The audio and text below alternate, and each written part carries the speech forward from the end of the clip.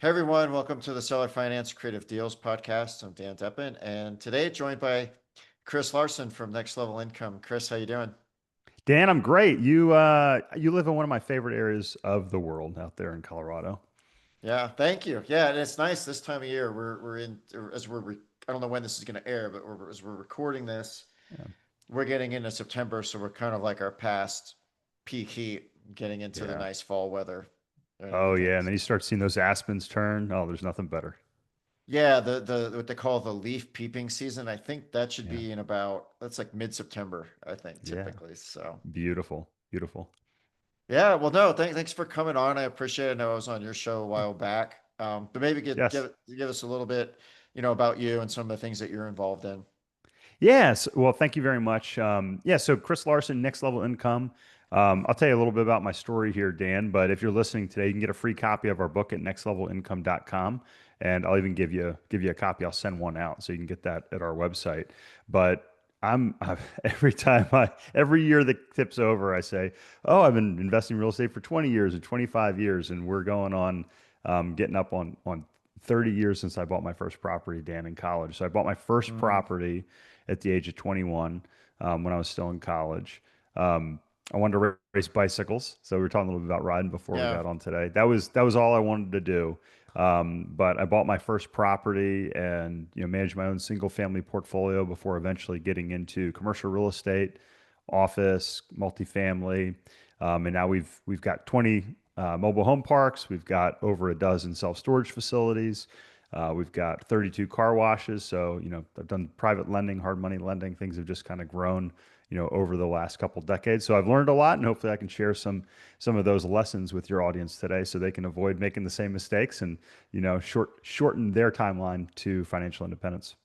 Yeah, sounds good. I'm kind of curious how you ended up with the 32 car washes. That was my high school Yeah. job, was Yeah. working at a full Oh, service car awesome. wash. Yeah. Yeah, that's I actually had my older son. He's 15 and he worked at one of our washes this summer, and he was selling memberships and just doing being an attendant, and he had a Mm-hmm. great time, great experience. So, Oh, very cool. Very cool. yeah. Yeah. Yeah. So I guess we were going to talk a little bit today about some of the Yeah. kind of like where we are in the real estate cycle and Yeah. where things are now. Because I know like for me and for most people doing like creative finance, like one of the things I like about it is you can Yes. always kind of find opportunities no matter what's going Absolutely. on. So Yeah. kind of like, fill us in like where are we now? Yeah. Yeah, absolutely. Well, long story short, I think right now is a great time to be the bank, to, be doing creative financing, doing hard money lending. Real estate prices are high, interest rates are high. So let's kind of walk backwards, and then we'll come back to where we are today and kind of, what I see and what I think has worked in previous real estate cycles at this point. My parents, when I was younger, worked for a real estate company. And I remember in the early 90s, they both lost their jobs. And going back, that was the savings and loan crisis, where Okay. we had Yeah. we had a real estate recession. And Hmm. then I was in college, when the dot-com bubble burst, when the Twin Towers came down. I was in grad school, and then I owned quite a few properties when the Great Recession hit. So I watched all these things happen. And as we were coming out of the Great Recession, I was attending like a virtual webinar, and I heard this gentleman by the name of Philip Anderson talk about the 18 and a half year real estate cycle. And it's one of those things that you hear and you're just like, you smack the side of your head and you're just like, oh my gosh, like I see it. So he wrote a book called The Secret Life of Real Estate and Banking. It's a pretty thick Hmm. book. It's kind of like my business Bible or my real estate Bible. But I'm reading it. It goes all the way back into the 1850s, and what it talks about. So if you don't want to read the entire book, Philip Anderson talks about how the real estate markets follow the credit markets, credit creation.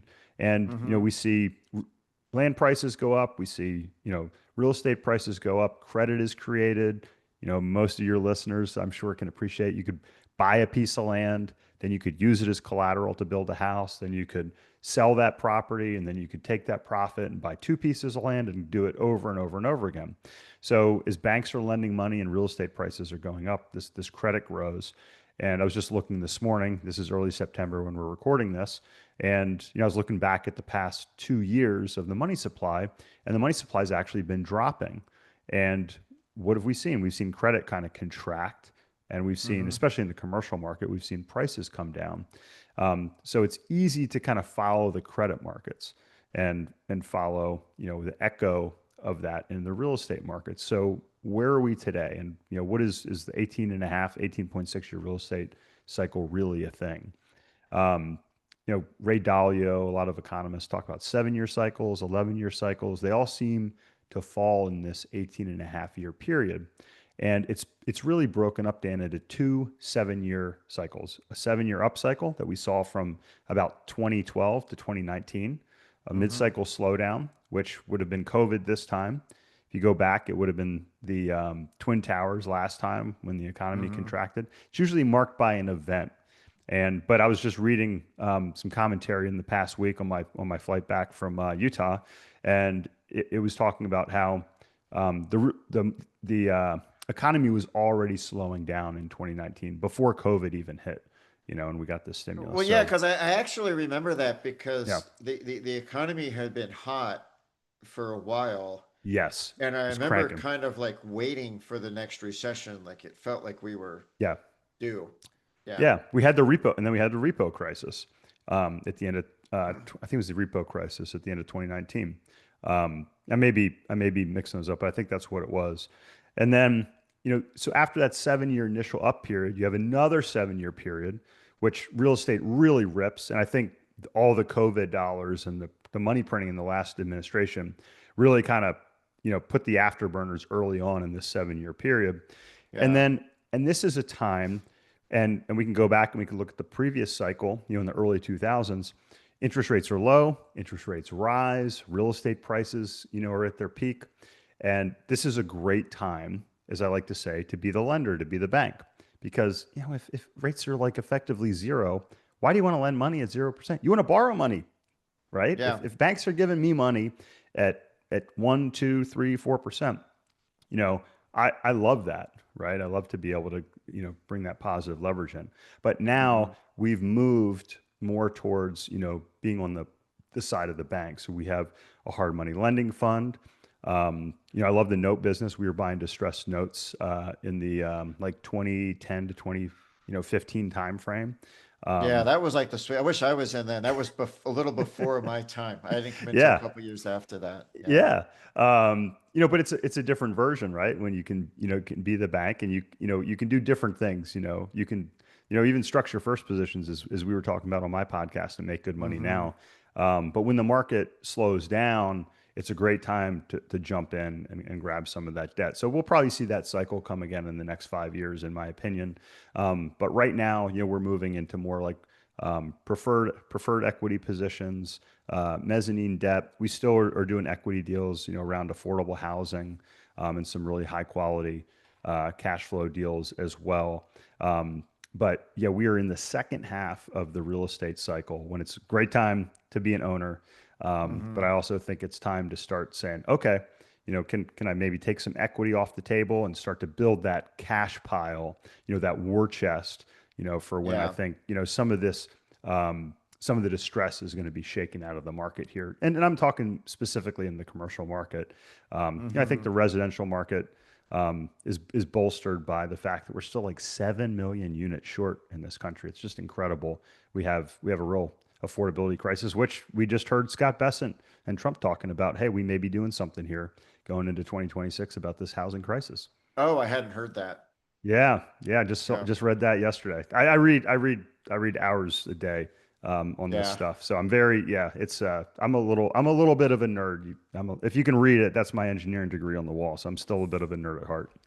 No, I got it. Yeah. So yeah. So where do you see commercial going? Because I remember like during Yeah, COVID, everybody stopped. It seemed like there was supposed to be this looming disaster. I don't really follow the commercial world, but I don't know that sure. that's hit. Like I know a lot of the big employers Yeah, are trying to push people to return to office, but I'm not yeah. sure how I that's going to work long term. But Yeah, I think the office market specifically, we're going through one of these generational transformations where we have technology, right, which allows you to work from home. I used to record my podcast in our office downtown, and then mm-hmm. COVID hit, and we built a new house, and here I am. I've got my studio in my house. The technology is amazing. I can pop on Zoom like we are today. So I think it's going to be really hard to force people, back into the office permanently. That being said, I think a lot of these office spaces that are out there and different buildings that are out there, I mean, you can convert these into apartments. You can, Mm-hmm. do different things with them. So there's still good deals to be had. But I think, there's going to be a lot of shakeout in the office space with the distress. We've seen distress in the commercial market, climb out of the low single digits into, the high single digits here this year. And I think Mm-hmm. even if that doesn't spill over and affect the residential market, what happens? Banks don't have as much money coming in to turn over and lend back out. And even if they do, they're lending at much lower loan to values. So that presents situations where, like, we used to borrow at 70 or sometimes 80% LTVs on some of our commercial Mm-hmm. properties. And now you're looking like the property we're buying, like right now this month in Houston, to 64, 65% LTV, which is great. Like, I love having that buffer, but we're not getting any more than 65%. And some of our deals, they're 50% in the 50s, because that's what the bank is willing to lend. Yeah, no, that makes sense. Yeah. Yeah, and then on the residential side too, it seems like there's definitely a lot of softening. Like in Denver, where I am, like there's Yeah. houses like sitting on the market, and Yes. not necessarily Yeah. price reductions, but just you see like the supply growing, and I'm kind of waiting for like all the sellers to sort of capitulate and eventually Yeah. give up. Yeah, and it's really interesting right now because we have seen a slowdown in the residential market. And again, there are pockets, where it's, significant. Like Austin has seen a big slowdown in a lot of Yeah, I was gonna ways. say I was reading some stuff Yeah, about Austin, and then yeah. a bunch of cities in Florida are Yeah, yeah, experiencing Austin, that. Florida. So, I think we see this where markets that have big swings, like Miami, like Austin, where, prices skyrocketed, they're coming down pretty quickly. But, Mm-hmm. markets like the Midwest that never really saw that big pop, they're kind of still marching, slowly upward. But Mm-hmm. yeah, I think we're kind of reaching like um, you know, a a cyclical kind of peak in the residential market, in my opinion. And then we have this challenge, right? You got baby boomers that are sitting on a house that maybe they want to sell, but their interest rate is like 3%. And they're like, well, I can sell this, 3, 4, 5,000 square foot house, but I'm going to buy a house that's half as big and it's less expensive, but now my interest rate is going to be 7%. So I'm just going to stay here. Or, and this is what is pushing a lot of the new buyers out of the market, those same baby boomers are selling their home, taking the profit and paying all cash and coming in and pricing out a lot of new buyers. Yeah. Or what they could do is just sell the Excuse me. house, keep the loan, and Yeah. wrap the existing loan. Yeah, that's what I Yeah, like. That's pay what I down like what all you that. do. Yeah, and you Yeah. guys, a lot of people don't realize that. But yeah, I love some of these creative strategies that I learned from, like, George Allen, and I'm forgetting the gentleman's name that we talked about on my podcast, back in the '90s, that was teaching all this as well. Yeah. I'm blanking on that now. Yeah, but it's that the person's not important, but the strategy is. So I think it's just a great time if you understand these strategies, these creative strategies like you do. You can say, "Hey, I can do a wrap, I can do a creative, sale or creative finance, I can create a loan, I can create a note, I can pick something up." I mean, it's really hard to just go buy a property right now, put a Mm-hmm. standard mortgage on it at 7% and go and rent it out and make a lot of money. It's almost impossible to make the numbers Yeah, work. I was gonna say like we're in Denver. I don't think that would work at Yeah. all. And same thing in Asheville. It doesn't work. But if you're creative, it gives you a lot more options. So I think there's always deals to be found in the real estate market during different cycles if you understand kind of where you are and have the ability to change strategies. And that kind of gets to your question of how did we end up with car washes? Mm-hmm. Yeah. So how did you? Yeah. Yeah. Yes. Yeah. So a few years back, my partners and I were looking at different opportunities in the real estate space. And as prices went up, it was harder to make apartment deals work. And we were seeing opportunities in the car wash space where we could buy a high cash flow business that also Mm-hmm. presented a roll up strategy. So stood up our own operating company that operates the car washes. and we started acquiring them up until about 2 years ago. So we've got 31 under our master brand, which is Hurricane Express Wash, that we have today. And then private equity piled in shortly thereafter, and they Mm-hmm. really bid a lot of prices up. So we've been very slow to acquire the past 2 years. We haven't acquired anything, but Mm-hmm. we're starting to see, some of those private equity acquisitions come back on the market. We're starting to see the deals come through. But again, the challenge we're facing, Dan, is that, the interest rates today make it really hard to make some of these deals work. So I think if you can find a great deal or a great business with really good cash flow that works in today's interest rate environment, and you can, Mm-hmm. run them as rates start to come down again, we'll look to refinance and really drive some additional cash flow in those and then start the expansion again. No, that makes sense. Yeah, I would say like the modern car wash model is so much better than the old one because the one I worked at was like it was a full service one that have up to like Yeah. 20 employees running around at different times. And, they didn't Yeah. have memberships and like the vacuum yourself. And the whole way that they work now is just like Right. infinitely better. Yeah, the technology, again, I'm kind of a nerd, so the technology is really interesting. We've got one here locally, and I say it's a robot wash. You just pull in, and it goes around your car. It's touchless. It washes it, and off you go. And you don't even need anybody there. So it's Mm-hmm. it's a really nice cash flow model. Our Hurricane brand is an express tunnel brand where we do have a small number of employees that are there. Selling memberships, making sure everything's working well, restocking the microfibers and Mm-hmm. towels for people that pull out of the tunnel and they want to vacuum their car and wipe it down. Yeah. So it's really a membership driven model.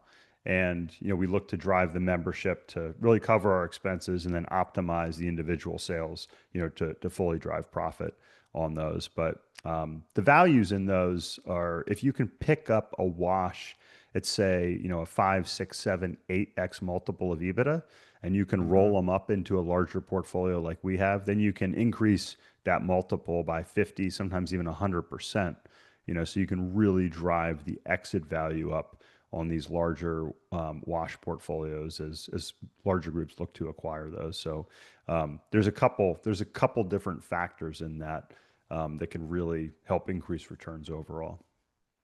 No, that's very cool. Yeah, no, Yeah. I'm thinking back to all these crazy things I witnessed while I was there. People drunk, people getting angry Oh, because someone vacuumed their drugs, like finding guns, oh my goodness! You're like, can I get? Oh, underwear, and yeah, this oh, was that's this was in Florida too, so it was it was yeah, yeah. Florida interesting. It has was a pretty stereotype chaotic. for a reason, right? Um, Yeah. yeah, it is. We've had a few interesting things happen as well. We had right after we acquired the wash, like a month later, somebody stole one of our pedestals, like a cash Oh pedestal. wow. Yeah, we Yeah. were actually we had a plan to replace them, so it ended up working out okay. But yeah, four guys, it's like they made off with like I don't know, $1,200. It's like it's not a very good payday for four guys that committed a felony. Um, but yeah, Yeah. it's like any business. If you're a business owner and you're listening, or you've been in business, then we could go on and on for days about stories from my medical device days and running those businesses and the car washes and even being a landlord. That's why like Oh what you do. yeah. It's fun to have paper and hold the notes and hold loans and not have to deal with the tenants and toilets and all the craziness that goes along with that Well, yeah, sometimes. unless the note's non-performing and you're up with an REO, it can actually be Yeah, worse. Like notes can either be like way hands off or it can be like worse than anything else. So absolutely. Yeah, I know that. I know those stories too. yeah, so not that anybody can predict, but like where do you see Yeah. the economy and kind of the market heading like the next couple years? Yeah, I would say I'd look into my crystal ball, but I dropped it and it broke. So, I can't make very good predictions anymore. But all joking aside, I think, if we look kind of, where the overall, I look at a few different things. So I look at the real estate cycle, look at the economy. I think right now, like I said, prices are high, interest rates are high. I think it's a good time to move into more of a conservative defensive position. So, we have a private credit fund, so we're taking out like preferred equity positions. Mm-hmm. We're taking out like mezzanine debt positions. So we're getting in right behind the first lender, and kind of like what you and some of your listeners do with residential properties. We're coming in and creating paper on these larger deals, and creating a higher margin of safety. So we're getting in, below the equity. Now Mm-hmm. our returns are less, but getting somewhere between 8 and 12% on a loan, or a preferred equity Yeah. position, where you're paid off right after the primary lender is a nice position, today. And with our hard money lending portfolio, we're turning that money every 6 to 9 months on fix and Uh-huh. flip homes. So we're getting that money back in. We can turn it back out. If interest rates go up, we can charge more. If interest rates go down, we can be flexible with that. On the commercial properties, we're getting into performing properties, and if a great example, kind of going back to what I said, if you're buying a property and you assume a loan, so that's one of the cool things with some of these properties, in the commercial side, you can assume the loan. So if you can assume Mm-hmm. a loan at say 3%, um, maybe it's only 40 or 50% of the value, and maybe you need another 10 or 20 or 30%. We can come in and have a loan on top of that and allow the buyer to make really good economic sense of that deal. Um, but the economy is good. I think there's some cracks that we need to be aware of, and the biggest thing that concerns me right now is affordability. Right? It's hard, if Mm-hmm. you're in like an apartment deal. I don't think you can go in and expect to raise rents, 30, 40, 50%, from where they are today, because people are priced out of that. So on the apartment side, we're looking at things like affordability programs, where we're going in and partnering with local cities, municipalities like the city of Houston, and Uh-huh. we get some tax relief on our properties by converting a portion of our units to affordable units. So I think affordability is really good.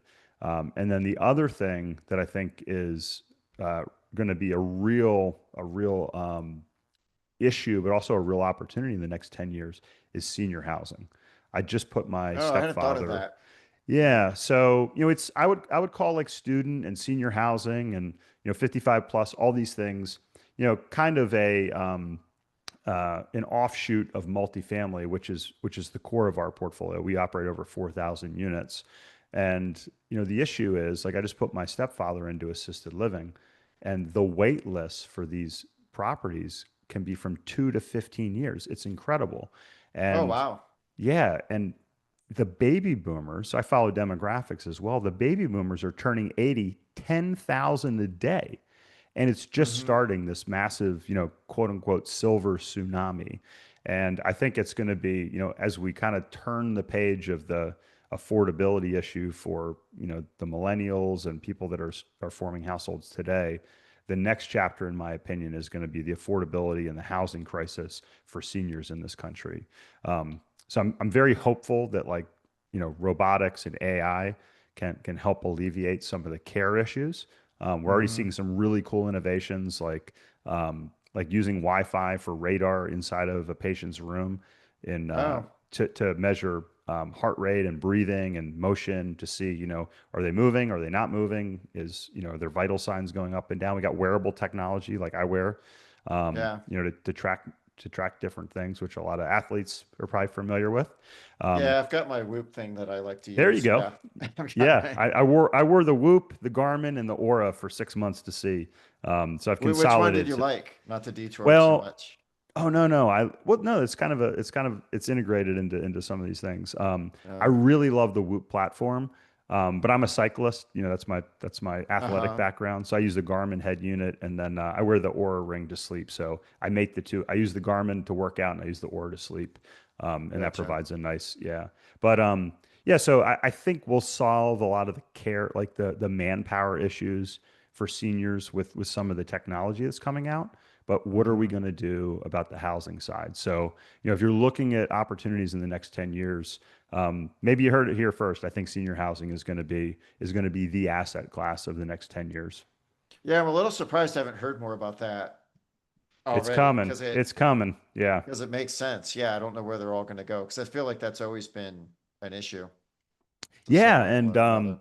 we just saw that it's actually the top performing asset class, um, in Hmm. 2025 so far. So yeah, we're starting to see it rebound from COVID, when it was really challenged because if patients can't move in or out, and you have a lot of attrition, which you have patients that Yeah. are passing away, then and your occupancy is just dropping, dropping, dropping, and you can't backfill that. A lot of these facilities were under a lot of economic stress, and then you can't refinance because rates are high and your NOI has gone down.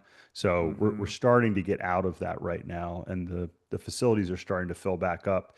And as they do, I think we're really going to start to see some issues here. Yeah, it definitely sounds like an interesting space that I hadn't given a Yeah, lot of thought to. So, yeah, yeah, yeah. nice. So now what kind of other things are you going to be focused on, throughout the rest of this year and as we get into 2026? Yeah, so going into Q4 here, we have our debt fund open, which is our private lending fund. We have our Hmm. private credit fund, as I mentioned, it's focused on commercial properties. And we have two acquisitions in the Houston market that we're going to be wrapping up here as we round out the year. So if you're listening and you're interested in taking a look at our investments, you can also click on our invest link at nextlevelincome.com and learn some about that. But I'm actually heading down to Austin. We were just talking about Austin Yeah. next week to senior housing conference down there, meeting with some partners as well as we start to look at opportunities in that space.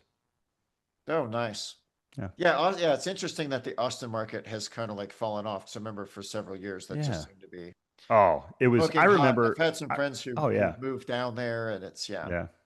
I remember 10 years ago, we thought it was like these numbers are crazy. They can't get, and for 5 more years, it was just like insane. And then COVID hit and it was insane. And I was like, wow, Yeah. we really missed that.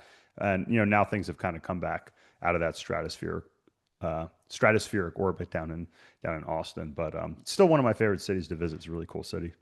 Yeah, it's a fun place to visit. Like I had gone down Yeah. there a number of times for work and different things Yeah. and golf. I've got a buddy that plays at a UT golf club, so I've gotten to run Oh, around nice. there a few Heck yeah, times. man. There you go. Yeah. That's always Awesome. been pretty fun as well. Yeah. So yeah. Well, cool. Well, Chris, that's probably a decent stopping point for now. So yeah, yeah. How can people get a hold of you Yeah. if they want to learn more? Yeah, if you want, we try to make it easy, nextlevelincome.com. We've got a podcast that you've been on, Dan. We've been doing it Yep. for 6, going on 7 years now, Next Level Income Show. You can find all our episodes there. We've got a ton of free content. So if you're getting started on your real estate journey, check out our blog, check out our podcast, get a free copy of our book. And then, yeah, if you're interested in learning what we do on the investment side, click on the invest link and you can learn how to get access to our funds that are out there, our private lending fund, our private credit fund, as well as our equity investments and apartments, and as you probably guessed, soon to be senior housing as well. Awesome. Well, thanks, Chris. Appreciate you coming on. Yeah, likewise. Thanks so much. Great to see you again, Dan.